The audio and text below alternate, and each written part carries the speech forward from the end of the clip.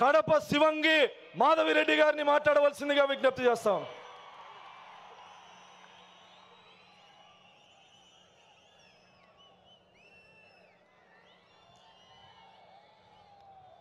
తిరుమలేసుని తొలి గడపైన కడపలో ఈ తెలుగుదేశం పార్టీ పెద్ద పండుగ మహానాడు 2025 జరగడం అనేది మనకు మన నాయకులు ఇచ్చిన, కడప జిల్లా వాసులకు ఇచ్చిన గౌరవంగా ఈ సందర్భంగా గుర్తు చేసుకుంటున్నాము. ఈ కార్యక్రమానికి వచ్చిన మన పూజ్యులు, గౌరవనీయులు, తండ్రి సమానులు అధ్యక్షులు గౌరవ ముఖ్యమంత్రి గారికి, అలానే పార్టీ జాతీయ ప్రధాన కార్యదర్శి శ్రీ నారా లోకేష్ గారికి, అలాగనే తెలుగుదేశం పార్టీ అధ్యక్షులు పల్లా శ్రీనివాసరావు గారికి, మరియు తెలుగు రాష్ట్రాల నలుమూల నుండి వచ్చిన గౌరవ మంత్రివర్యులు, ఎంపీలు, ఎమ్మెల్సీలు, ఎమ్మెల్యేలు, అన్ని జిల్లాల అధ్యక్షులు, ఇన్ఛార్జీలు, అలాగనే నాయకులు, కార్యకర్తలు, ముఖ్యంగా మన కార్యకర్తలందరికీ చేతులెత్తి ధన్యవాదాలు తెలియజేసుకుంటున్నాను. ఈరోజు ఈ భారీ జనసందోహాన్ని చూస్తుంటే భారీ అనే పదం కానీ, జనసందోహం అనే పదం కానీ వీటికి సరిపోవు. ఆకాశం ఈనిందా, నేల తల్లి కనిందా అనే విధంగా ఇసుక రాలితే రాలలేనంత జనం ఈరోజు కడపలో తెలుగుదేశం పార్టీ కార్యకర్తలు ఇంత పెద్ద ఎత్తున వచ్చారంటే కడప గడ్డ తెలుగుదేశం పార్టీ యొక్క అభిమానులదని మరొక్కసారి తెలియజేసుకుంటున్నాను. ఈరోజు ఈ కార్యక్రమం, ఈ మహానాడు కార్యక్రమం ఇంత విజయవంతం అవడానికి కారణమైన మన Mahanadu coordination team, food committee కానీ, డెకరేషన్ టీం కానీ, అరేంజ్మెంట్స్ టీం కానీ, ప్రతి ఒక్కరికి, అలాగనే అధ్యక్షులు శ్రీనివాస్ రెడ్డి గారు కానీ, మంత్రి సవిత గారు కానీ, అలాగనే ఈ కార్యక్రమానికి వచ్చిన అబ్జర్వర్స్ కానీ, మా జిల్లా ఎమ్మెల్యేలు, ఎమ్మెల్సీలు, ఇన్ఛార్జీలకు అందరికీ ధన్యవాదాలు తెలియజేసుకుంటున్నాను. అంతకంటే ముఖ్యంగా మన కార్యకర్తలు ఈ యొక్క కార్యక్రమాన్ని విజయవంతం చేసుకుంటున్నారని మరొక్కసారి తెలియజేసుకుంటున్నాను. ఈరోజు గర్వంగా తెలియజేసుకుంటున్నాను, we are from Kadapa, we are proud to be Kadapa people. ఇది కడపలో జరుగుతుంది కాబట్టి ఇంత పెద్ద చారిత్రాత్మకమైన ఘట్టం మన కడపలో మనం ఆహ్వానిస్తున్నాం, మనం అతిథులకు సేవ చేసుకుంటున్నాం. ఈరోజు ప్రతి ఒక్కరికి ఈ కార్యక్రమంలో అరేంజ్మెంట్ చేసి శబాస్ అనిపించుకున్నామంటే అది కడప జిల్లాలో ఉన్న తెలుగుదేశం పార్టీ అంటే. 43 సంవత్సరాల తెలుగుదేశం పార్టీ చరిత్రలో మొట్టమొదటిసారి మహానాడును ఈసారి మన అధ్యక్షులు మాన్యశ్రీ నారా చంద్రబాబు నాయుడు గారు, అలాగనే మన జాతీయ ప్రధాన కార్యదర్శి గారు నారా లోకేష్ గారు వాళ్ళు నిర్ణయించడమే మనకు దక్కిన గర్వంగా తెలియజేసుకుంటున్నాను. ఈరోజు తెలుగుదేశం పార్టీ ఏ స్వార్థం కోసమో కాదు, ఎవరి కోసమో కాదు పుట్టిన పార్టీ. తెలుగుదేశం పార్టీ అనేది తెలుగువాడి ఆత్మగౌరవ వేడి సెకన్ నుండి నాటి ఢిల్లీ పాలకులకు తెలియజేయడం కోసం పుట్టిన పార్టీ.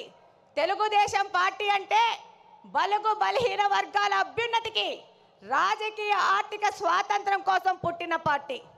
తెలుగుదేశం పార్టీ సమర్థవంతమైన నాయకత్వం మరియు క్రమశిక్షణ కలిగిన, నిబద్ధత కలిగిన కార్యకర్తలే వెన్నెముక.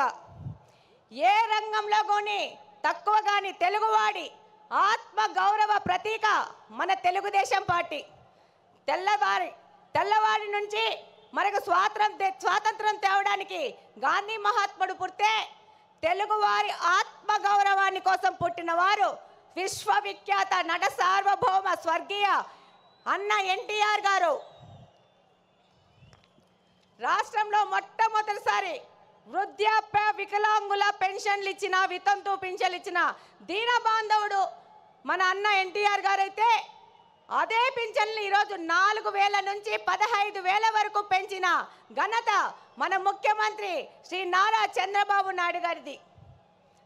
ఈ దేశంలో ఆడపిల్లలకి ఆస్తిలో హక్కు కల్పిస్తే ఎన్టీఆర్ గారు మహిళా సాధికారత మరియు వారి ఆర్థిక స్వాతంత్రానికై కృషి చేస్తున్నారు మన నాయకులు శ్రీ నారా చంద్రబాబు నాయుడు గారు. రాయలసీమ ప్రయోజనాల కోసం అన్న ఎన్టీఆర్ గారు తెలుగు గంగ ప్రాజెక్ట్ నిర్మిస్తే మన నారా చంద్రబాబు నాయుడు గారు SRBC, HNS, GNSS, KC canal modernisation చేసి వాటి సాగునీటి తాగునీటి ప్రాజెక్టులను ప్రారంభించి లక్షలాది మంది రాయలసీమ ప్రజల దాహార్తిని తీరుస్తున్నారు. మన ప్రియతమ నాయకుడు నారా చంద్రబాబు నాయుడు గారు ఎన్టీఆర్ ఆశయాలను, ఆదర్శాలను, సిద్ధాంతాలను ముందుకు తీసుకెళ్తూనే పరిపాలనలో, సంక్షేమంలో కానీ, అభివృద్ధిలో కానీ ఆయన తీసుకొచ్చిన సంస్కరణలు ఈ దేశంలో మరెవ్వరూ తీసుకురాలేదనడానికి సందేహమే లేదు. చంద్రబాబు నాయుడు గారంటే క్రమశిక్షణ, పట్టుదల, అంకుటిత దీక్ష, నేర్పు, ఓర్పు కలిగిన నాయకుడిగా ప్రపంచ దేశాలు అవసరాలను, సంక్షోభాలను అవకాశాలుగా మార్చి విజనరీ లీడర్గా ప్రపంచమంతా ఈరోజు కీర్తిస్తున్నది. అందుకే రాష్ట్ర అభివృద్ధి అనగానే ఎవరి పేరు గుర్తొస్తుంది? నారా చంద్రబాబు నాయుడు గారి పేరు గుర్తొస్తుంది. మనకి నదులు, వాటిపైన కట్టలు, ఆనకట్టలు కనబడితే మన నాయకుడికి నదుల అనుసంధానం గుర్తుకొస్తుంది. దాని కార్యరూపమే పట్టిసీమ ఎత్తిపోతల పథకం. పోలవరాన్ని పూర్తి చేసి కృష్ణా జలాలను బనకచెల్ల రిజర్వాయర్ వరకు తీసుకొస్తే రాయలసీమ అభివృద్ధిని ఆపే శక్తి ఎవ్వరికీ లేదని ఈ సందర్భంగా తెలియజేసుకుంటున్నాను.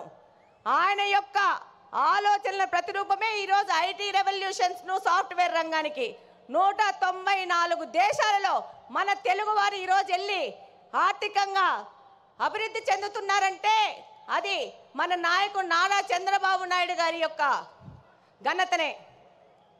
రాయలసీమ లాంటి కరువు ప్రాంతంలో సాఫ్ట్వేర్ ఐటీ రంగాలను తీసుకొచ్చి ఎంతో మంది రైతుల పిల్లలు ఇంజనీర్లై ప్రపంచ దేశాలకు వెళ్ళి ఇక్కడ ఫ్యాక్షనిజము ముగిసిపోయిందంటే దానికి కారణం మన నారా చంద్రబాబు నాయుడు గారు. ఈరోజు హైదరాబాద్లో హైదరాబాద్ అంటే నారా చంద్రబాబు నాయుడు గారే గుర్తొస్తారు. అలాగనే ఈరోజు మనకు కడపలో ఇంత పెద్ద అవకాశాన్ని ఇచ్చి ఒక మహిళను నాకు అవకాశం ఇచ్చి ఇక్కడ ఎమ్మెల్యేగా పోటీ చేయించారు. దానికంతకు ముఖ్య కారణం శ్రీ నారా చంద్రబాబు నాయుడు గారు, నారా లోకేష్ గారు. ఈరోజు మన నారా లోకేష్ గారు 1 కోటి మంది సభ్యత్వాలను చేసుకొని వాళ్ళకు ఇన్సూరెన్స్ అని ఏదైనా ప్రమాదం జరిగితే 5 లక్షల బీమా వాళ్ళకు వచ్చే విధంగా చేశారంటే భారతదేశంలోని ఏ పార్టీ కూడా ఈ విధమైన కార్యక్రమం చేయలేదు. అది తెలుగుదేశం పార్టీ వంతైంది. ఈరోజు తెలుగుదేశం పార్టీ తరఫున నన్ను నిలబెడితే ఏం మాట్లాడినారు? గంగిరెద్దు అన్నారు, బుడబొక్కలు అన్నారు, నీ ఇంటికి వస్తామన్నారు. ఒక్కసారి ట్రై చేసి చూడండి. బుడ్డా వెంగళరెడ్డి ఇంటి ఆడబిడ్డని ఇంటికి రిటర్న్ వీల్ చైర్లో పోతారు. ఈ సందర్భంగా తెలియజేస్తున్నాను, ఎవరే గాని తెలుగుదేశం కార్యకర్తని టచ్ చేసి చూడండి, అదే వారి చివరి తప్పైపోతుంది. శ్రీ నారా చంద్రబాబు నాయుడు గారి ఆశయాలతో ఇక్కడ ఎమ్మెల్యేగా గెలిచి మీ అందరికీ తెలుసు. ఈరోజు పులివెందుల ఎమ్మెల్యే 2 సార్లు ప్రచారానికి వచ్చాడు. రెండవసారి మా ఎమ్మెల్యేని చూడొద్దండి, నన్ను చూసి ఓట్లేయండి అన్నారు.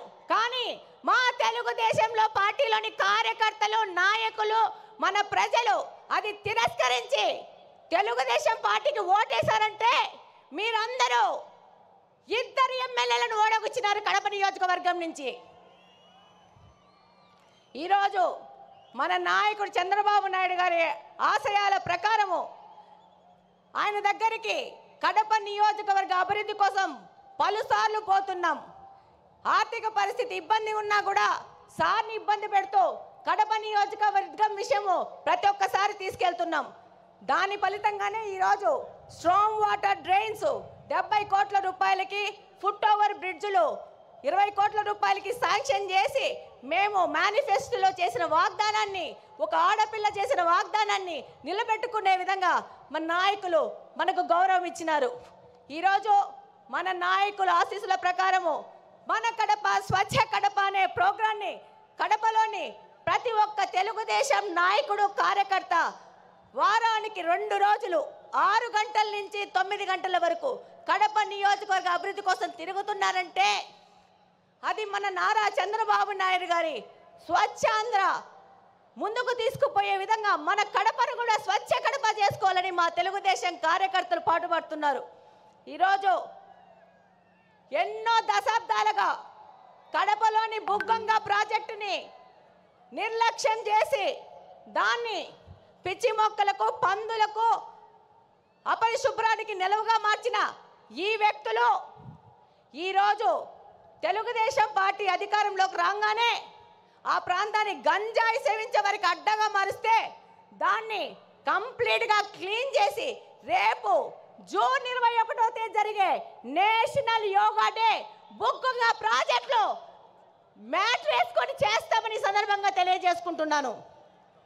అలాగనే ఈ యొక్క మహానాడు సందర్భంగా మన ముఖ్యమంత్రి గారికి చిన్న విజ్ఞప్తి. మా ఊర్లో దేవుని కడప టెంపుల్ ఉంది అన్న, దాన్ని తప్పకుండా పర్యాటక రంగంగా అభివృద్ధి చేసి కడపకు తలమానికంగా చేయాల్సిన అవసరం ఎంతగానో ఉంది. బుగ్గంగ చెరువును డెవలప్ చేసుకోవాల్సిన అవసరం ఉంది. అలాగనే మాకు మంచినీళ్ళ సమస్య చాలా ఉంది. Kadapa town, Kadapa head quarters 20 సంవత్సరాల నుంచి ఒకటే పార్టీ అధికారంలోకి ఉంది, కానీ పూర్తిగా నిర్లక్ష్యం చేశారు. నారా చంద్రబాబు నాయుడు గారి ఆశీస్సులతో ఆ సమస్యను కూడా మేము తీర్చుకుంటాం. అలాగనే నారా లోకేష్ గారు 20 లక్షల ఉద్యోగాలు ఇస్తా అన్నారు. అందులో భాగంగా కడప హెడ్ క్వార్టర్స్లో మెగా జాబ్ వేళ ఏర్పాటు చేసి 2500 మందికి స్థానికంగా బహుళజాతి కంపెనీల్లో ఉద్యోగాలు ఇప్పించినాం. అలాగనే నారా లోకేష్ గారికి ధన్యవాదాలు చెప్పుకోవాల్సిన అవసరం ఉంది. ఎందుకంటే మొట్టమొదటి స్టార్టప్ కడపను P4 మోడల్ కింద మొదలు పెట్టారు. 6 నెలల్లో పూర్తి చేస్తున్నారు. ఇక్కడ కడపలోని యువతకి ఒక మార్గదర్శకంగా దిశానిర్దేశం చేసే విధంగా కడపను ముందుకు తీసుకుపోతున్నారు. అలాగనే మనం P4 మోడల్లో మన కడపలో నిఘా వ్యవస్థను పెంచడానికి 1 కోటి రూపాయల వ్యవధితో P4 మోడల్లో కెమెరాలు పెట్టబోతున్నాం. చివరిగా కడప అనేది ఎవరి అడ్డాగడ్డా కాదు, ఇది కడపలో నివసిస్తున్న ప్రజల అడ్డా, కడప ప్రజల గడ్డ. తెలుగుదేశం పార్టీ ఇందాకనే మీరు చూసింటారు, దాదాపు 15 మంది నాయకులు తెలుగుదేశం పార్టీ నాయకులు నిలబడ్డారు. మేమందరం తెలుగుదేశం పార్టీ కార్యకర్తలను ప్రజల దగ్గరికి తీసుకుపోయి వాళ్ళ ద్వారా మా ద్వారా ప్రజాసేవ చేస్తూ ఇది ప్రజల అడ్డా అని తెలియజేస్తున్నాం. అలాగనే నాకు ఈ మహావేదికలో మాట్లాడే అవకాశం కల్పించిన ప్రతి ఒక్కరికి ధన్యవాదాలు తెలియజేసుకుంటూ సెలవు తీసుకుంటున్నాను. జై హింద్.